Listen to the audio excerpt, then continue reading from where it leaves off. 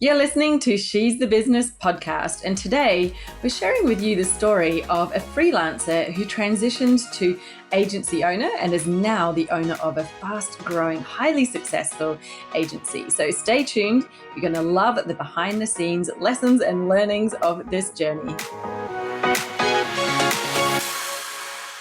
Hi, I'm your host, Jessica Osborne, a degree-qualified marketing strategist with over 25 years experience growing businesses and brands all around the world. I now help women who are in a service-based business, coaches, consultants who are really ready to stop dabbling and playing small in their business, step into their authority finally, and create a business that sees them as the sought-after expert with a growing waitlist. Now, this podcast I created because I wanted to bring to you real voices of women all over the world who are just like you, who are growing their business, who have lessons, learnings, insights, and stories to share. So it's a blend of strategy, mindset shifts, health, wealth, wellness, and even spirituality and energy. So you're going to find everything that you need to be successful as an online entrepreneur in these modern times. This is your weekly dose of motivation and inspiration, made by women for women. This is your weekly dose of motivation and inspiration. Now, today's guest I'm about to introduce to you is the lovely Emma Tesler, who is CEO and founder of 95 Media. She started 95 Media as a freelance business and transitioned it into an agency while she was actually working full-time. Now, her story is incredible. So I know that you're going to love to hear how she did it. What were the challenges? What does she wish she did sooner or earlier? And her best tips for how to have a really smooth transition, because I know a lot of people are definitely not stuck in the freelancer mode, but are choosing to stay there, even though they know they could grow more if they became a full-blown business. Emma's agency is a digital marketing agency dedicated to creating high-converting content for small businesses. She has more than a decade of experience in the marketing world, specializing in social media and using that as a really powerful tool for growth. Emma's business helps brands connect with their ideal clients, build really engaged communities, and seamlessly convert followers into loyal customers. Without further ado, let me introduce Emma to you. Hi there. So I'm here in the studio with Emma Tesler, who's the CEO and founder of 95 Media. Welcome, Emma. So glad to have you here on the podcast with me today. Thank you so much. I'm so happy to be here. Yeah, likewise. You're in Texas, and interestingly, I was speaking to someone else from Texas just yesterday. So it seems like I've got some connection going on with people from Texas. It's so cool. It's a good vibe. Yeah, love it. And so we're really curious to hear more about your story, going from freelancer to an agency owner, basically I'm not going to say freelancing is not a real business, but there's a difference in the kind of business when you actually have more of a business where you're an agency, probably with a team and all of that. So we're going to unpick what's happened, your story and everything about it, because I think there's a lot of people in that space who are freelancers who are, should I rock the boat? Should I change what I've got going that sort of seems to be good? And, whether they take that step or not, I think you're going to have a lot of really great insights for them. But before we do that, I'd love to hear just a bit from you. Can you explain, what do you do now in your agency? Who do you serve? What's your specialization? Yeah, absolutely. So I'm the founder of 95 Media. We are women-owned and operated. Our team is all female social media marketing agency. And what that really means is that we specialize in creating great content that helps our clients' brands scale. So we specialize in social media and email marketing in particular. And really the work that we do is typically working directly with founders who are overwhelmed, who don't know how to really make their social media work for them.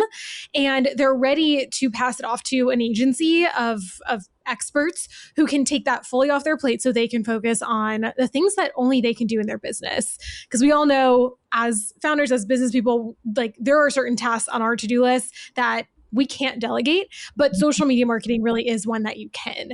So we come in, we essentially act as an outsourced marketing department for our clients, handling everything from strategy, concept. We actually fly to them and we shoot content in person every single quarter.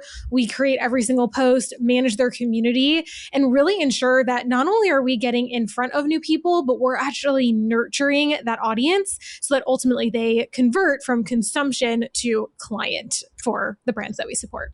Yeah, wow, that's awesome. It sounds really cool. I love that you fly out and actually film content with them.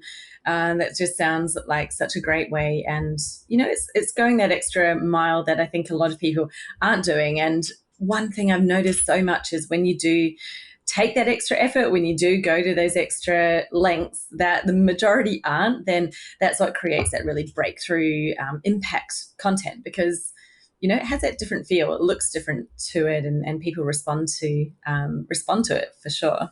So I've got a question for you about that, and it's not yet to do with your journey. I'm just curious from a social media agency point of view.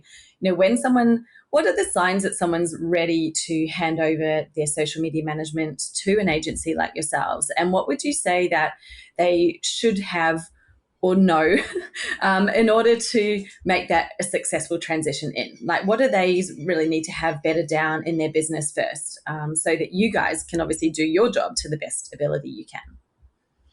Yeah, it's such a good question. I think it's a stage of business that a lot of people don't necessarily see coming, but there are a lot of great steps you can take to prepare for it, because the truth is, if you reach your goals, you're going to get to a point where you do need a marketing agency to come in and you're not able to manage your social media on your own, especially if you're the founder trying to do it all.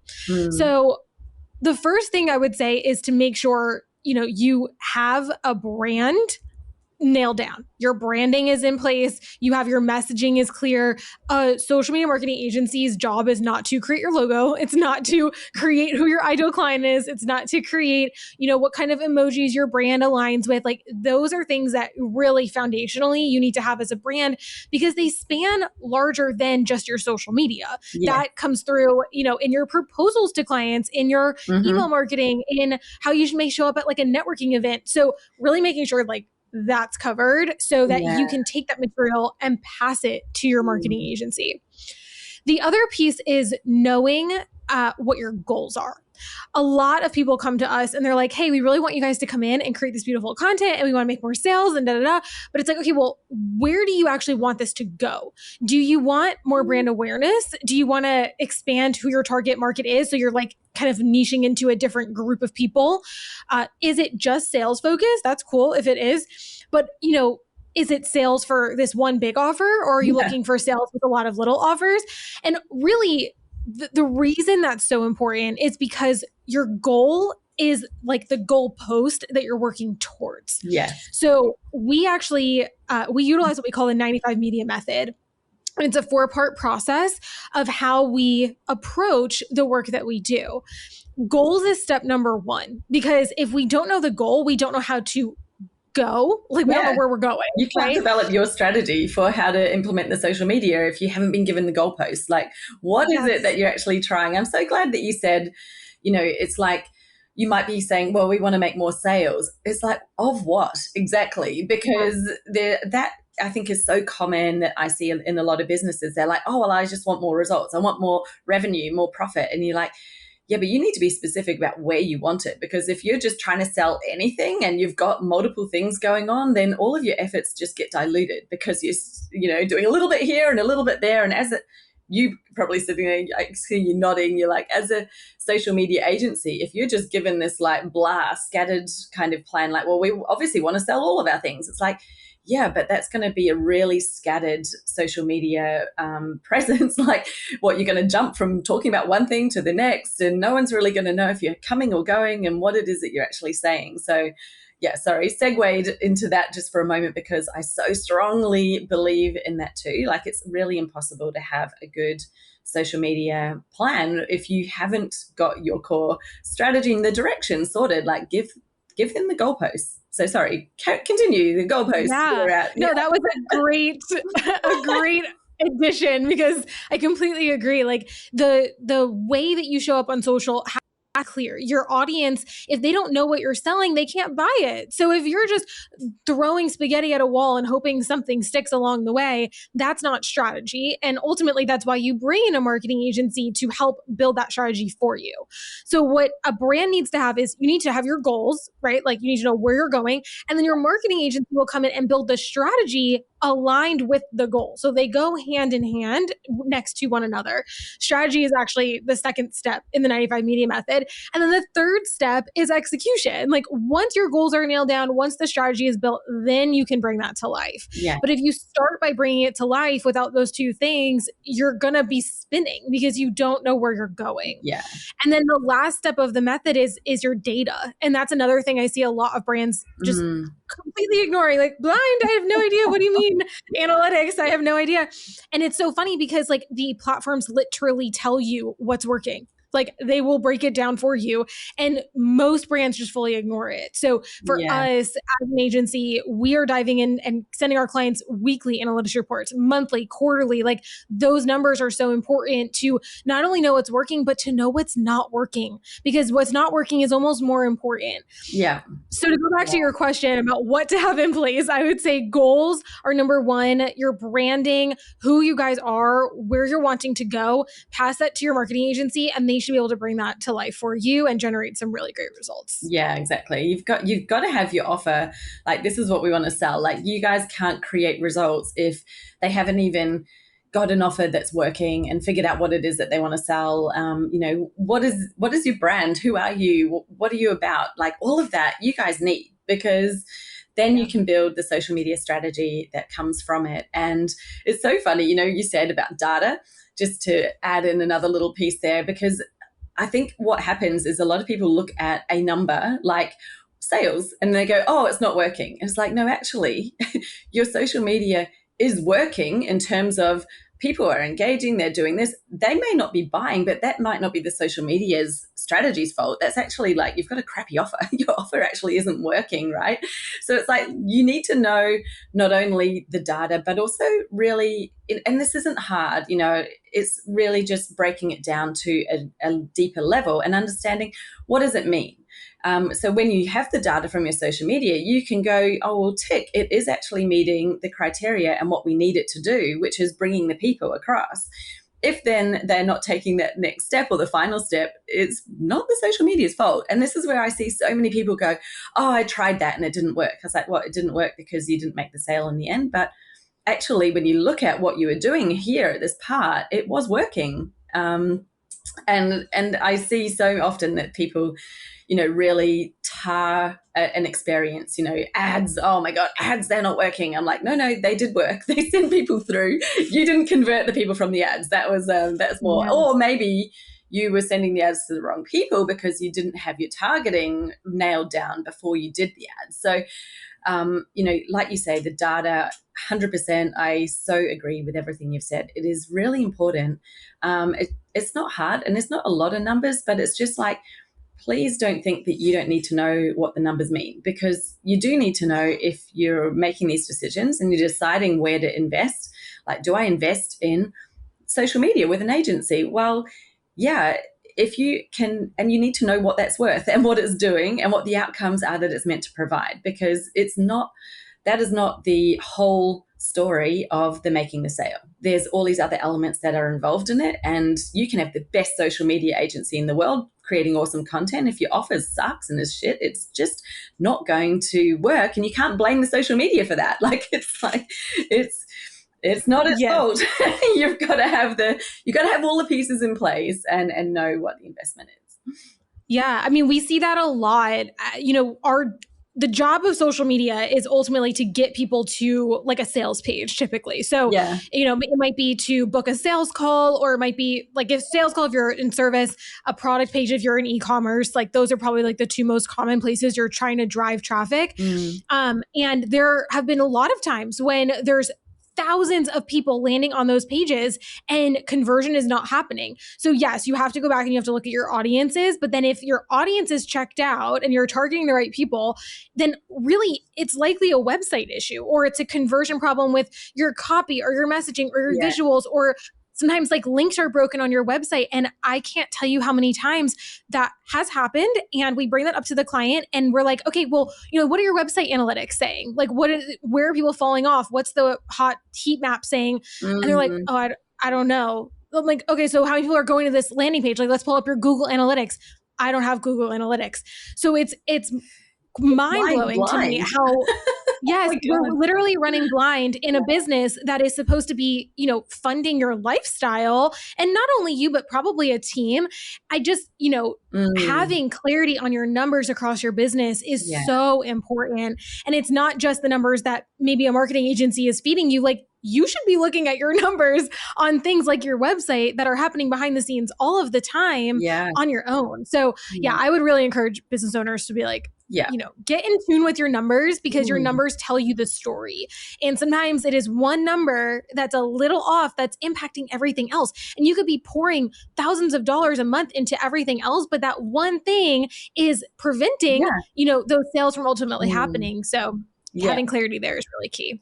So true. There's and as we said before, it doesn't have to be a lot. Like, you can just keep track of what I would call the key metrics. So, got like a basic dashboard that I use and that my clients use, where it's like, okay, you want to have these high level numbers that you're just monitoring. And as soon as one is off, that's a sign to go, okay, why is this off? And then you can go deeper into that one. It's not like you've got to be across all of these data points every week and every month, but you do need to be across your business, across the data points of your business, and go, right, that's going to keep me, the signals saying everything's fine. And when there's a light flashing, that's when you start investigating and you go down to the deeper level to see what's gone wrong there. So, I know a lot of women in particular. I talk to lots of creative women who are just like, oh, numbers, and they're like, that's not me. And I relate. I'm a creative type as well. But the clarity that's in the numbers is just something that I think is really worthwhile us even saying this right now in this episode. It's like, you get so much clarity in the numbers. And what it also does is it removes your emotion from it, because we'll often take a meaning from a number and be like, that's not working. I don't like it, or blah, blah, blah. But it's like, hang on, let's when you look at numbers, you actually get the real story of what's happening and where it is working, where it isn't working. Usually there's lots of things that are working. There's just one bit that isn't. So when you take the time to go, right, we're going to have our numbers, and once you've sorted out what they are and how to track them, it's really easy. Like, it doesn't take us a few minutes. You have them there. You can look at them and be like, yep, they're all on target, or, oh, this one I need to look at. It's going to tell you why. So you don't have to be relying on your feelings and your emotions of like, oh, I just felt like that didn't land. Well, sometimes the crappiest post I've done where I'm like, oh, this isn't, I've just thrown it up there. Or I remember one day I did an ad with a photo I'd taken on the beach, and my hair was flying in the wind like crazy. And I looked like this insane woman who's probably stuck her finger in the electric plug or something. But that photo did so much better than the same copy with a more professional photo. And I was like, isn't that interesting? I would have thought people would look at it and think, oh, this isn't very professional, or who is she, or whatever. But they actually engage with it more. So sometimes the data will tell you things that actually show you the truth, and not just what your perception is in your brain, which is often trying to trick you or make you think things. It's usually very critical of yourself, right? Totally. And that, honestly, that happens a lot. Sometimes our clients will be like, I don't know, guys, like, that's kind of crazy post. And we're like, trust us. Like, I know this looks weird, but like, it's gonna hit. And they usually do hit. And then the ones that, sometimes founders will come to me and be like, I just like, these are easy for me. I get them up.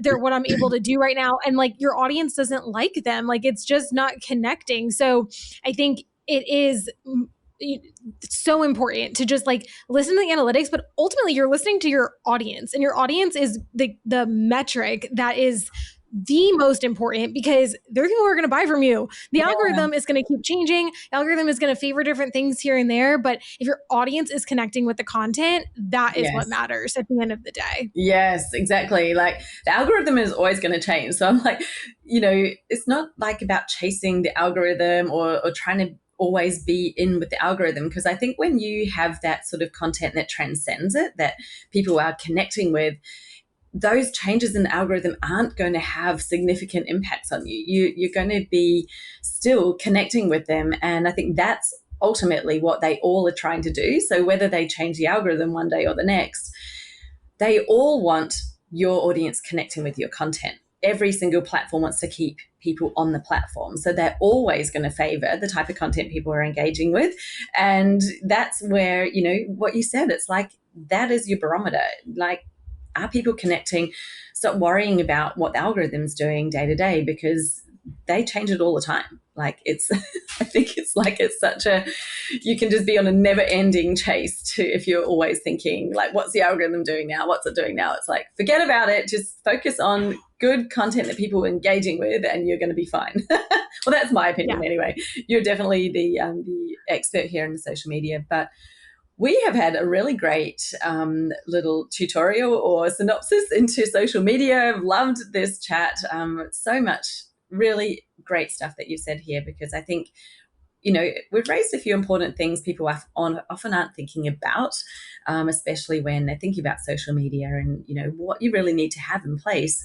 Again, so important if your social media is going to work. And that's regardless of whether you're hiring an agency or doing it yourself. If you haven't got those foundational things nailed, that's why your social media isn't working. Like, bottom line. And you do need to have them in place to successfully outsource, because then your agency can run with it. They can create amazing content that really does work. But tell us a bit about you, particularly your story. You started off as a freelancer. Were you freelancing in social media before you started the agency? Tell us a bit about your story. Yeah, I was. I actually, I started 95 Media, which it was under a totally different name. It was literally just me when I was in college, actually. And I was going to college for a totally different career that I thought was like my dream career. I thought that would be what I would do for the rest of my life. I was like, I'm obsessed. It was actually interior design, which is like the literal opposite of marketing. And I fell into social media marketing at an internship for a designer, and she wanted to start her Instagram. And she was like, I hear people are doing this. And this was 2015. So no one was really using social in the way we are now. But I got started, and I was just kind of like digging into it. And I was like, wait a second, there's a lot of opportunity here. I'm obsessed. This is obviously snowball. This is like becoming something. I could see where it was going. So I started freelancing after the internship for that client. She's actually still a client today, 10 years later. Wow, is really crazy. That's awesome. Yeah, she's amazing. And so I started freelancing and just taking on clients here and there. And I did freelancing for 5 years. And so at that time, while I was freelancing, I had hired contractors to help me because I was also working full time. And we became an agency almost by accident, because I just realized I can't do all of this by myself. I have to hire someone to like do certain things during the workday that I'm not able to do. And then she couldn't do everything. So I hired another person to do other things. And I was like, okay, well, I need to hire someone else to do this. And I hired as we grew. And that's how the agency sort of got its footing. And then in COVID, that was sort of the year, 2020 was the year where I was like, I have to see what I can make of 95 Media if I want to keep doing this, because I was drowning. I was working like 100-hour weeks between my full-time job and building the agency. Oh, wow. And it was a lot. And I'm so like happy I did it then, because I I can't do that now. Like I would literally die if I tried to do that now. But I was really young and I was like, okay, well, I have nothing but time. I'm just going to put everything I have into this. And so in 2020, I left my corporate job. I went all in on building 95 Media, and we changed contractors to employees, and we've just built a real company in the past 5 years. But starting as a freelancer, it's tough. I mean, there's a lot that goes into it when you're doing it on your own. You're solely responsible for pretty much everything across the company, and it's all you. But I think it's really rewarding at the same time to be that freelancer for your clients, because it is on you. And so you really have that level of satisfaction being on your own. Yeah, exactly. What do you think were the biggest challenges? You mentioned that you started hiring people while you were still technically freelancing. So, what were the biggest challenges that you went from being a solopreneur, like having just yourself as a freelancer, to bringing on your first hire? What was it that you think in that time you found challenging, maybe about bringing someone else on, the risk that you felt, and then obviously the benefit outweighed in the end because you decided to go ahead and do it? But yeah, share a bit about that. For me, it was two big things. One is managing people. That is difficult at any season of your life. But I made my first hire when I was 22 years old. Like I didn't know anything. I still don't know anything. Like no one knows anything. We're all like figuring it out as we go. Yeah. And my first hire, she was in her 40s. She was a mom looking for part-time work. Like we were in very different stages of our life. Just like how, if you hire someone in your business, you're probably at different stages of your life. And I was like, okay, I need these deliverables by this date, and some things would be missed. And it's like, okay, well, how do you manage things that are getting missed along the way?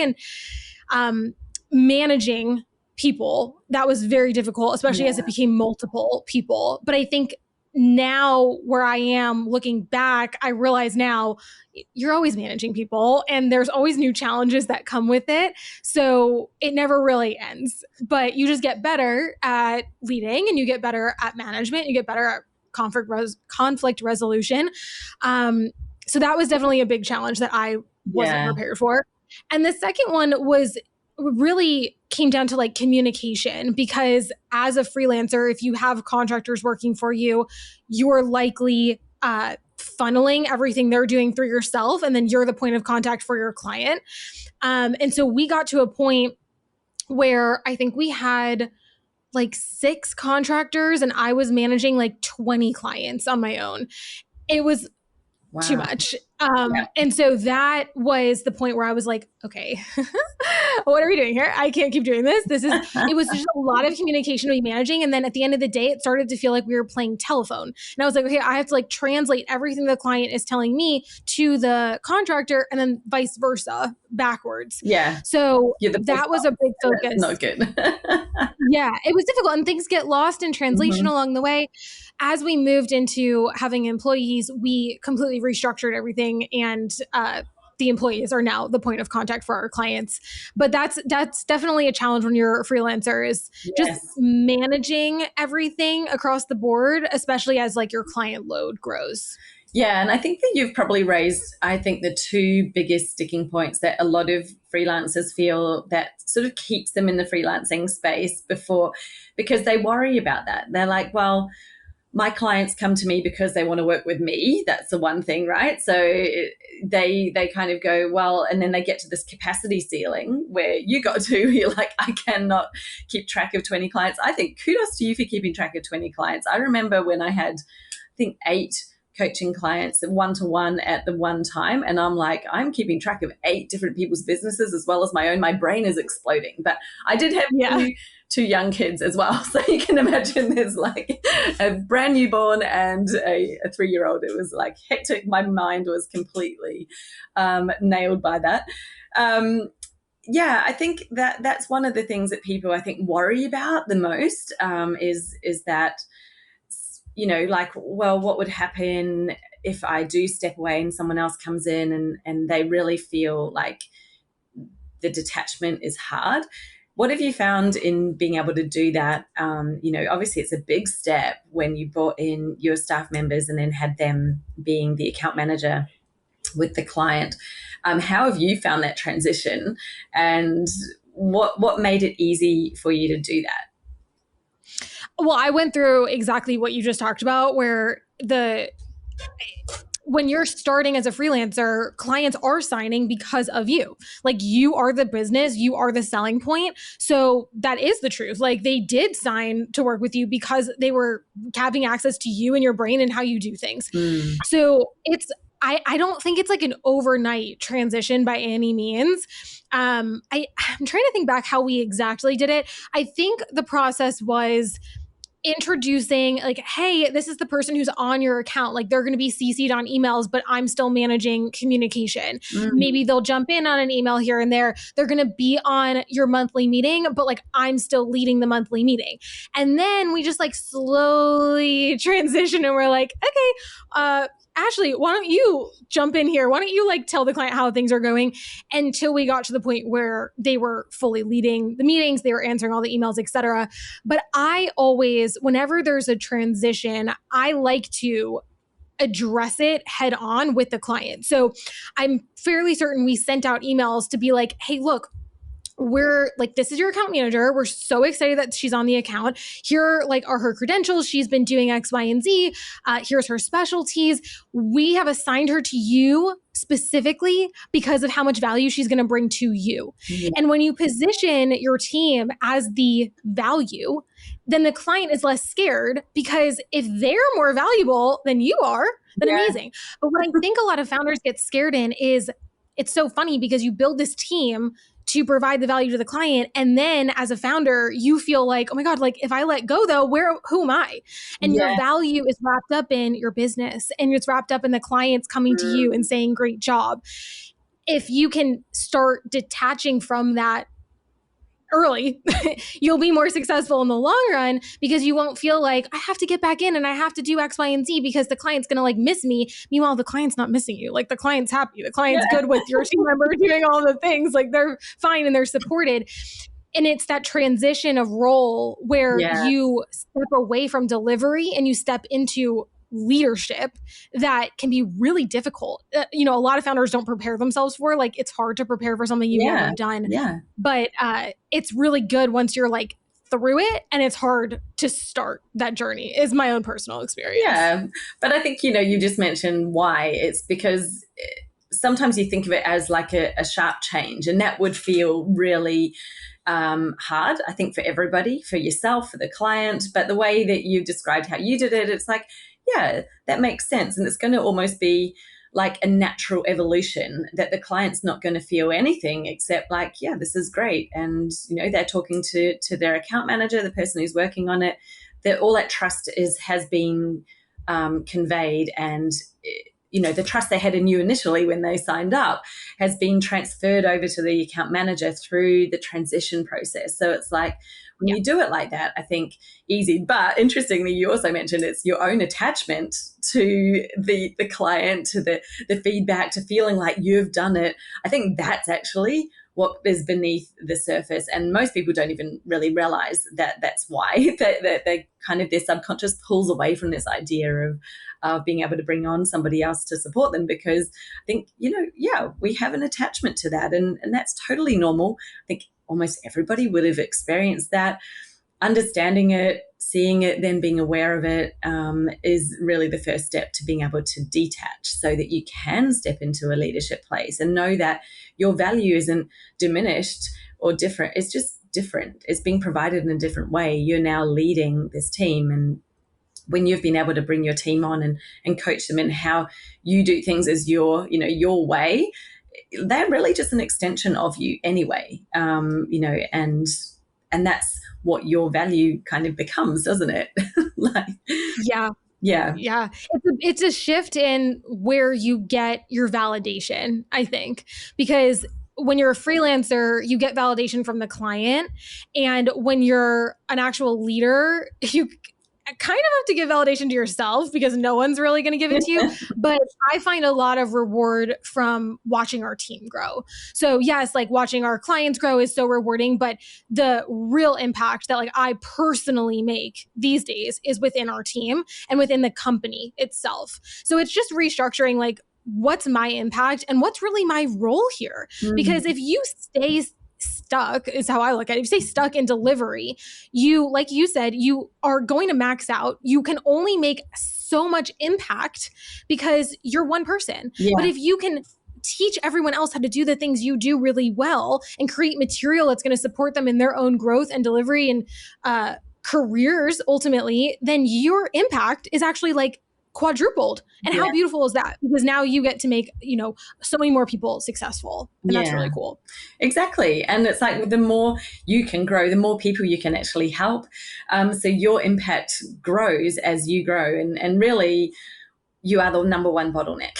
Like if you're holding on to everything, trying to do it all yourself, you are the bottleneck. You are the problem. You're the thing that's creating the ceiling that doesn't need to be there, because that's a beautiful thing, I think, about owning your own business, being in your own spaces, that there is an unlimited possibility, unlimited potential, except the limits that you place on it yourself. The question I want to ask you now is about that. Like when someone goes, okay, I'm ready to start looking at making a transition. What would be, looking back now, like with all your hindsight on your first hires that you made and the people you brought onto the team, what do you think is the best first role to look at, bringing someone else in to do? Well, I have two opinions and they're probably like butting heads against each other. But number one, I think it's the things that are like the lowest hanging fruit. So for me, my very first hire was community management. It's like a very manual job. It's a set amount of time every day. It had to happen during a certain number of like certain times of the day. And that's why I couldn't do it when I was working full time. It was just like, okay, this actually isn't like that strategic. I can give really clear instructions. I can give really clear deliverables and outlines and expectations. So I would start with like, what honestly takes like the least brain power, because that will be easy for you to give instructions on and to take how you do it out of your brain and put it on paper. I kind of look at it as like, you know, that scene in Harry Potter where they take the wand and they pull the memory out of their brain and they put it into that little bath. That's how I look at it, is like, you have to take that process out of your brain. So what's going to be like the quickest process to pull out and give to somebody else? Yeah. That to me, like that's the easiest hire, and probably like the things you have to get off your plate because you don't need to be doing those things. And at the same time, a hire I wish I had made sooner, looking back, is an operations project management role. We actually didn't make that hire until early last year, and it has been the most transformational hire in my own job, like the work that I do, because I didn't realize that I was literally like the CEO, the COO, the CMO. Like I was like literally doing so many different jobs, which is normal as the CEO, but wasn't sustainable because I wasn't able to keep scaling the business because I was so in operations. I wasn't in delivery, I was in operations. So now we have someone on our team who handles all the operations, a bit of the project management. Her role's moving more into project management this year. And that has just freed up my time to really look at the business on a higher level. So it may not be the first hire you make by any means, but it should be, in my opinion, an earlier hire than, you know, where I made it, because in my opinion, it will allow you to take a farther step back and see the business for what it really is, rather than to see like all the broken pieces that you constantly have to fix and the processes you have to improve and all of that good stuff. Like if you can bring someone in to fix those things alongside you and be your right-hand person while you then also have someone in delivery, you're just going to scale so much faster because your efforts are going to compound. Yeah, exactly. And those things do take time, you know, when you're building the structure, managing the project, you're managing all the people and what's happening and all the deadlines.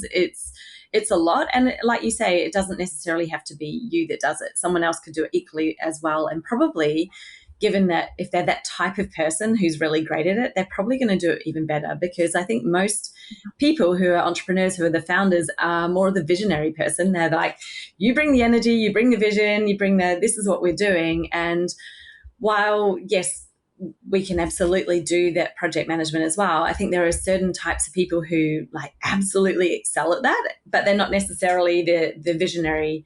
There's different personality types I think are really well suited to roles. I love it. The low-hanging fruit, and even think, broadly as well, like there's the low-hanging fruit in what you're doing for your clients. Like, how can you shift some stuff that's taking up time in your day that you don't need any particular skill? It doesn't actually need to be you doing it.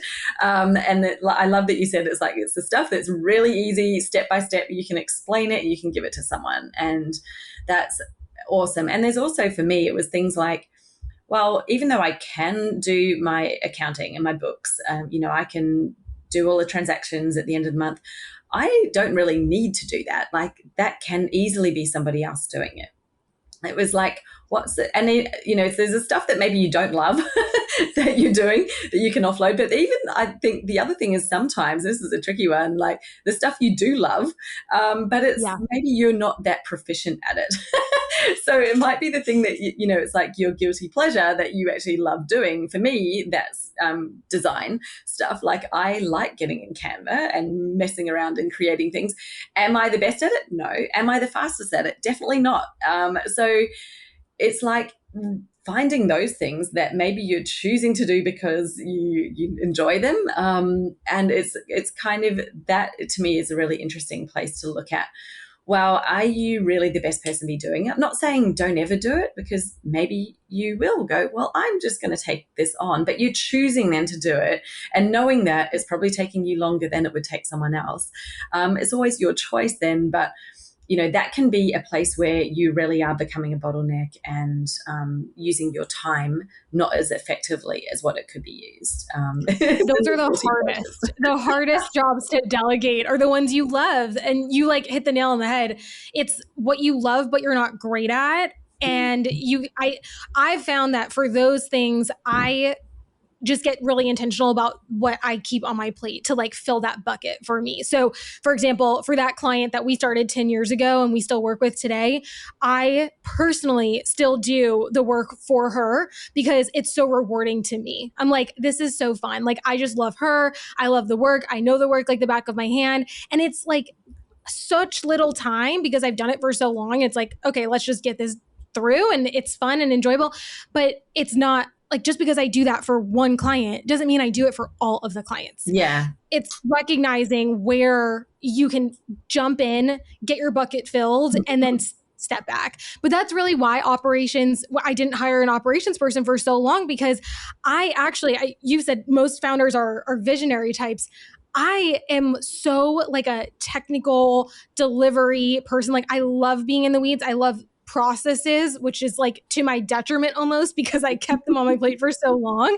And then once we brought her in to manage that, I was like, oh my gosh, I could have had all this time back to begin with. Like, imagine what we could have done if I wasn't writing SOPs for 8 years. So you kind of look back and you're like, wow, okay, that could have been someone else. So I completely agree. Finding those things and recognizing it and letting it go anyway is hard, but necessary. Yeah, exactly. And, no one's ever going to get it perfect or 100% right. That's part of being human. That's part of the evolution. And I think we wouldn't be anywhere if you couldn't look back with hindsight and go, oh, okay, well, I would do things differently if I was going to do it again. Yeah. It's like, that's okay. Like, I just want to say, do what you feel is great. Take these insights on, it's just an opportunity, I think, to ask yourself the question, am I sitting there doing something that it's not to my business's best interest for me to be doing it? As in, it's a low level task. You can hire someone, that doesn't need to be a specialist. They just need to be someone who's, got some attention span and competent, that can take it on and take a giant amount of weight off your plate. Then it's like, you should be earning more in that time you've now gained back, way more, like multiple times of what you're paying the person to do the thing. So those are the ones that I look for, where it's like, this is an obvious first step. And like you say, yeah, it might be scary to start, but if you bite the bullet and do it, you're probably going to look back and go, why didn't I do this sooner? Like, oh my goodness, look at what I've just gained. And I think you also mentioned as well, I think this is the other real key that can sometimes turn that experience into something negative. I've had people say to me, oh, well, I tried hiring and it was a disaster. It's like, it's only a disaster if you don't take the time to find the right person to really get the right mesh with you and your style, and that, you know, you're going to work and communicate well together. And secondly, that you don't brief them properly. Like, that is the number one thing. I find people expect someone to kind of come in and just do it the same way they were doing it. There's going to be an onboarding process. There's going to be a learning process for them. You've got to be willing to get into that and be like, yeah, I know they're not going to get it exactly the same as me right from day one, but they will get it closer if you've created your SOP, your operating procedure. Like, here are the exact steps that I want you to follow. Or the amount of like error or mistake that they'll make will be so much smaller than if you've been vague and if you've kind of just thrown something at them and gone, here, you go and run with it. So I think there's a lot on, you know, we have to take responsibility as the leader, as a manager of someone, bringing someone into the team. It's not just you throwing something off your plate, like, you are still involved. And even if, I think you're hiring an agency, wouldn't you say, like, you know, the client hires an agency, they're taking a lot of stuff off your plate with social media management. But you're still involved. That doesn't mean that you just get to turn that off and go, I never have to think about it again. It's like, they can't do a good job if you're not connected and involved as well. So it's a change in what you're doing, and definitely you can take a lot of time and effort off your plate. But, you know, you've still got to think, even though I'm hiring that person, I'm hiring them in to help me in my business. You've still got a responsibility to A, help them do a good job, and B, that you're still connected and involved with it. Otherwise, you know, it is a recipe for disaster if you approach it any other way. That's my opinion anyway. But I mean, it's our jobs as founders to set our people up for success, right? So we have to know how to do it, write it down, set the expectation, and then go. We literally have an online course that we put everyone, like our whole team, through. It's called our dashboard. It's like, okay, well, the answer's in the dashboard, go. Like, everything we do is in the dashboard. And it's like this working file that we've had for 5+ years now. And I don't know what we would do without it, because if you say the same thing over and over again as a founder, you're like, I keep telling you how to do this. Like, why aren't you getting it? It's like, well, why don't you document it and like let them go do it on their own time, because people learn different too. We have a lot of things like as video tutorials, and we also have them written. And then if you want to get on a meeting with leadership, you can get on like talk to someone else. I think, it's just our responsibility. If you're going to give this to somebody else to do it, you have to tell them how. You have to set them up to be successful in that role. And it's, you know, and people go, oh, well, that's going to take time to do it. I know that's the initial challenge, right? But the thing is, it doesn't actually have to, because the next time you're doing that task, just record yourself doing it. Like, there are tools, you know, the two go-tos I think that a lot of people use, and I'm sure that there are many more that I haven't even heard of, but the classic one that people have used for years and years is Loom. You just literally turn on Loom and it records your screen while you're doing something. You can talk it through. You can say, look at this and go here, and you can give the instructions. So I've used Loom for 9 years now with my people in my team. And the other one I found recently, I'm not sure if you've tried this one, Scribe.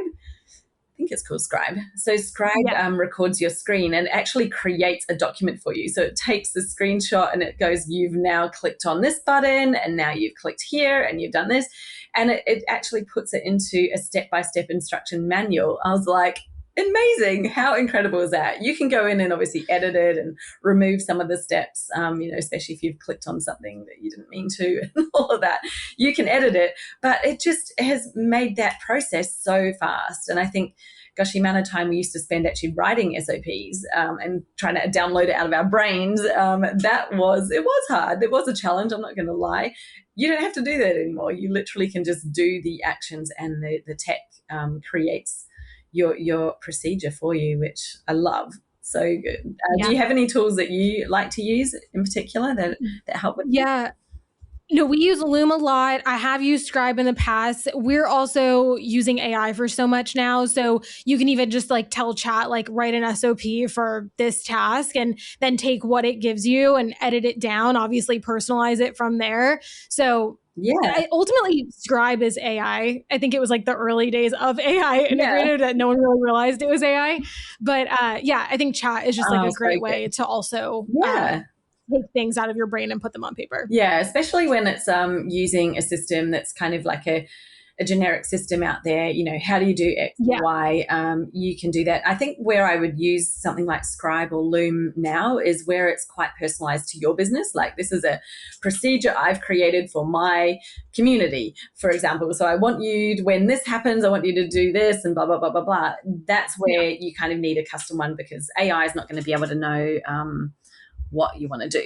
Like, exactly. when someone joins, add the tag, what tag, that, like, AI is not going to be able to read your mind and give you that. But there is so many really great tools where you can just go through once. Takes you minutes, literally a couple of minutes, and you've got a fully custom that's very specific to your business SOP, which, yeah, like you say, you create. We've got like a library for ours, an online, a place.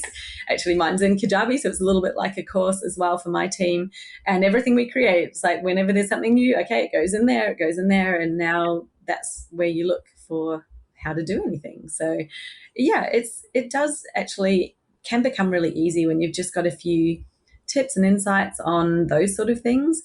Because like you say, you will go drive yourself insane if you're telling someone how to do the same thing over and over. Or every time a new person comes, you're like, oh, we'll start it all again. It's like, no, you can send them to what you created and make it easy. So good, Emma. This has been great. I love your approach to social media. It sounds like you've built an amazing business and agency. Congratulations on that. Thank you. What an awesome transition. And I wish I'd done it at the age that you did. What a it's so good. I'm excited for you. It's really amazing. Where can people reach out if they want to connect with you and learn more about 95 Media? Where do you? Yeah. Well, thank you for having me. This is so fun. We touched on some really good stuff, but our website is 95media.co, all spelled out. NINETYFIV media.co. We're most active on Instagram. It's 90.5.media, again, all spelled out. And that's a great place. Send us a DM, send us an email from the website. We also have a podcast where we talk about all things marketing and sort of like a behind the scenes of the business. Mm-hmm. It's called Stop Scrolling, Start Scaling. So that's a great resource if you're wanting more on that side of things as well. Oh, amazing. So good. We'll make sure we've got all of that linked up in the show notes, so you can just drop down and click on the links. Thank you for sharing that. Love that you have a podcast as well. And don't forget that Emma will be in She's the Business community. So, yeah, if you're in the community, then you can create a post. You've got a question you want to ask, something that you're interested in talking about, or maybe you just even want to give your opinion about something that we've talked about today. We'd love to hear from you. So make sure that you do that. We love to hear your thoughts and opinions. And also, if you're not in She's the Business community yet, then please join. It's absolutely free. It's for people who listen to the podcast. And now you've been listening to us for quite a while, over 45 minutes. So, obviously, it would be a great place for you if you've enjoyed this chat today. You get to meet all of our great guests. We do some special things that are just in there that other people aren't getting. So come along and join. The links in the show notes for the community as well. So thank you so much. We'll be back again next week. Thanks for tuning in. Thanks, Emma. Thank you.